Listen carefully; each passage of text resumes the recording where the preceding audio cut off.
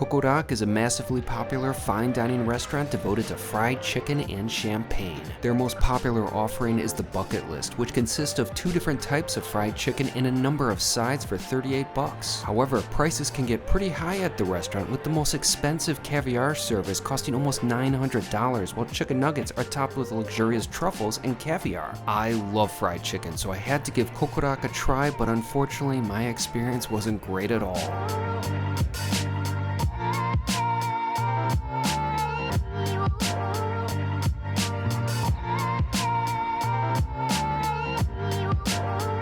It's a beautiful day today here in New York City. Right now I'm at Madison Square Park, and so far it's been interesting. Right to the side of me are 2 massive balloons, one of Mike Tyson and the other of Jake Paul. And right behind me is a tipped over crane, which I wasn't sure at first if it was a serious accident or if it was art. Thankfully it's art. However, the real excitement for me comes later when I go to a restaurant serving one of my all-time favorite comfort foods, fried chicken. I'm going to Coqodaq. I've wanted to go to Coqodaq for a while now, but the problem is it's quite popular and it's very difficult to get a reservation, and I don't even have a reservation now.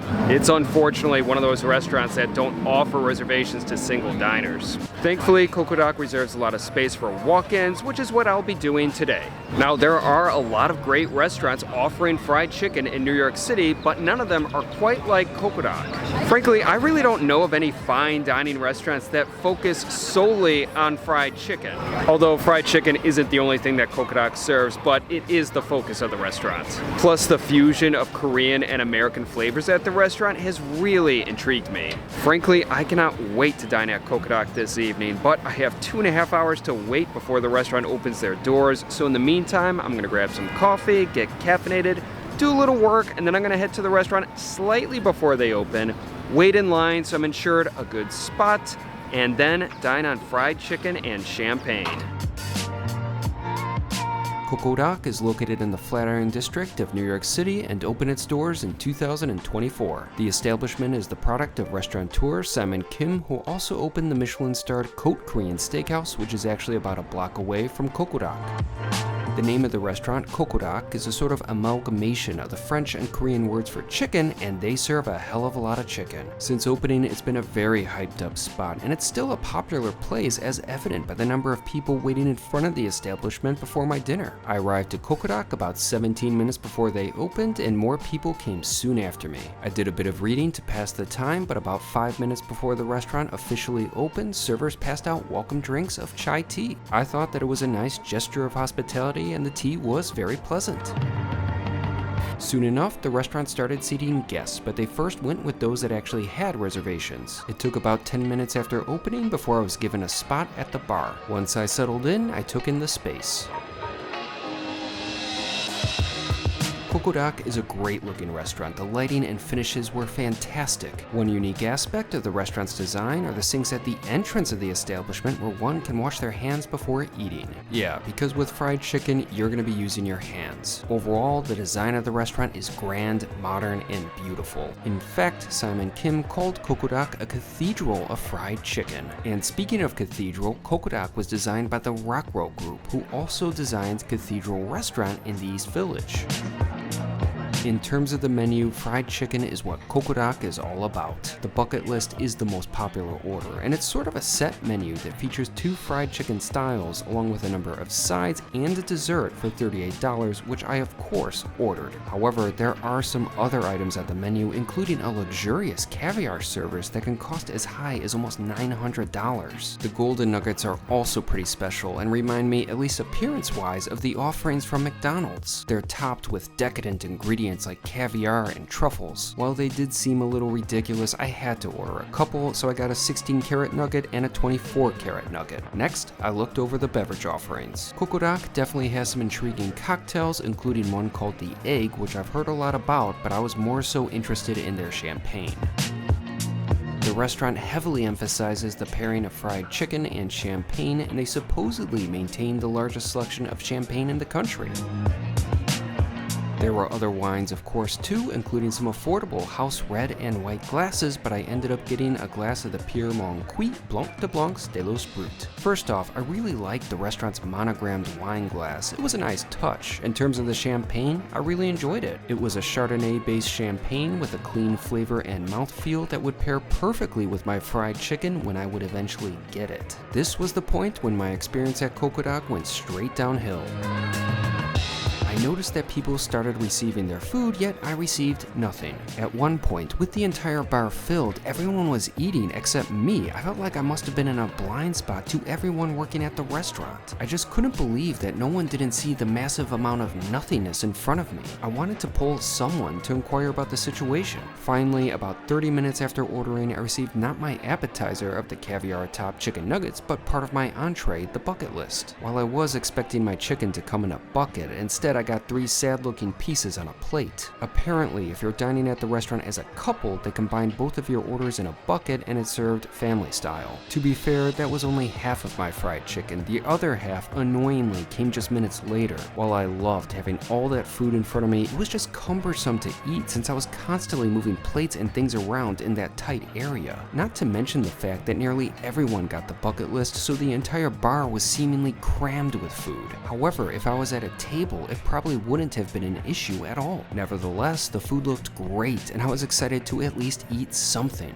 I started with the Coqodaq original chicken and thankfully it was fantastic. The breading on the chicken was so crunchy and flavorful and the meat inside was so moist and delicious. Coqodaq's sort of mantra is better fried chicken. Their birds are free range, certified humane, and antibiotic free. The batter on the meat is made from rice flour, which equates to a gluten-free chicken. Even the oil used to fry the meat has been carefully tailored. The result is top-notch fried chicken that I was loving. However, the real fun comes when you start adding the various sauces to the bird. There were 4 different options and they were all good, but I enjoyed some more than others.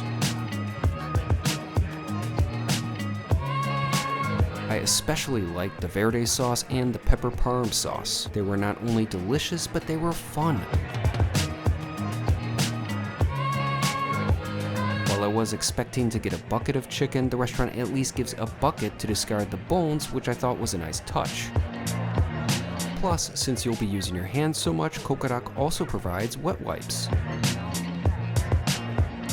Besides the chicken, I enjoyed all of the other dishes on the table. I was particularly fond of the scallion salad, which was very pleasant. The flavor was light and refreshing. As far as the other dishes, they were good too. There was pickled daikon, celery, and even kimchi, which I completely forgot about for a time since it was blocked by the stand of the soy garlic chicken. However, I didn't think that any of the banchan options were particularly better than the standard offerings in your typical Korean restaurant, but they were nice to have alongside the chicken. At one point, the restaurant dimmed the lights and turned up the music. Coqodaq is not a quiet restaurant by any means. In fact, it shares a number of similarities to club-type restaurants, which I generally hate. I was also still waiting on my chicken nuggets, but it wasn't like I was in a rush for those because there's pretty much no open space in front of me. It also would have helped if the plates I finished were taken away, but they just lingered in front of me. To be fair, it was very dark in the restaurant. Maybe the servers just didn't see my plates. Coming back to the food, I did really enjoy the soy garlic glazed chicken. The flavor was nice and well balanced, however, I actually preferred the original chicken. Still, it was nice to have such a variety of flavors. Eventually, I finished everything, and I was given not the chicken nuggets, but the cold perilla sea noodles, which were meant to provide a sort of transition to dessert. The dish consisted of cold capellini with perilla soy sauce, and I thought that it was very nice. However, because of how the evening progressed, I was not in a good mood. To make matters worse, I noticed a new pair of diners seated next to me being offered glasses of chicken consomme, which I forgot was also part of the bucket list, which I never received. I was not happy at all, but thankfully I was actually able to talk to my server instead of someone just quickly dropping off my food. I explained the situation and my entire meal ended up being comped, which was very nice, but still, it wasn't the evening that I wanted. I was asked if I would still like the nuggets, but at that point I wouldn't have enjoyed them, so I just went on to dessert. The dish was a simple and fun soft-serve frozen yogurt that was topped with a seasonal fruit sauce. I thought that it was very nice and a delightful and refreshing end to my meal. Overall, my experience at Coqodaq wasn't the best, but the reality is I probably could have had a great time at the restaurant because the food was really good. I loved the variety the bucket list provided, and it was a decent amount of food for the money. Basically, I felt that I was just a bit unlucky with the service. It happens. I would definitely go back to Coqodaq, and I'm sure in my next experience things would probably be better. Before I left, I asked if it would be possible to leave a tip, so I gave $20. I wasn't sure if that was the right move or not. I have great respect for servers and realized that mistakes happen. Plus, even though my experience wasn't the best, I still would have felt awkward not paying for anything. I absolutely hate posting about a negative experience regarding a restaurant that I think has a lot of positives to it, but unfortunately that's just how it goes sometimes. No restaurant is perfect. So mixed experience. The food was really good, but overall, I mean, with what happened, it was an overall disappointment. But the thing is, this happens sometimes at restaurants, and I imagine a place that crowded, it probably happens a little more often. Still, it still sucks. You know, they did the right thing by comping my meal. I mean, I probably still would have been fine if they comped, like, you know, the chicken or just the champagne or something like that, but still, they did the best they could with the circumstances. As a result, I still gave a tip because we all have bad days. We all screw up, I certainly do, and I only thought it was appropriate to give at least something. Although maybe $20 was a little higher than I should have given. Maybe $15 would have been more appropriate, but whatever. So I had to move to a different table. The people who were sitting right near me were annoying the hell out of me. This is just not my day. Overall, my experience at Coqodaq was far from perfect, but I would still recommend the restaurant because the food was excellent. I just felt like today, I was unlucky. I was certainly very grateful for the comped meal. The restaurant at the end of the day did the right thing. It's just the time that I spent, and to me, time is worth a lot more than any money that I saved this evening. I just felt like I sort of had an incomplete experience at Coqodaq. I mean, I didn't get my nuggets with the caviar, even though they offered it to me at the end. I just wasn't in the mood for it at that point. Frankly, I just wasn't in the best mood after waiting so long for my food and seeing every single person around me get their food while I just felt left out.